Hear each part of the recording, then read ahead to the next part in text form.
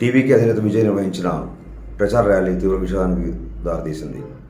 కరూరులో విజయ్ నిర్వహించిన రోడ్ షోలో తొక్కిసలాట జరిగి 39 మంది దుర్మరణం చెందారు. మహిళలు, చిన్నారులు కూడా ఈ తొక్కిసలాటలో చనిపోవడం జరిగింది.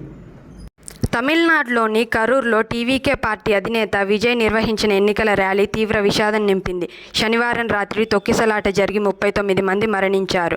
మృతుల్లో 8 మంది పిల్లలు, 16 మంది మహిళలు ఉన్నట్లు తమిళనాడు ప్రభుత్వం ప్రకటించింది. 50 మందికి పైగా చికిత్స పొందుతున్నట్లు తెలిపింది. తమిళనాడులో ఇటీవల కాలంలో జరిగిన అత్యంత విషాదకర ఘటనల్లో ఇదొకటిగా నిలిచింది. విజయ్ 6 గంటల ఆలస్యంగా కరూర్కు చేరుకోవడం ప్రమాదానికి ప్రధాన కారణమని తెలుస్తోంది.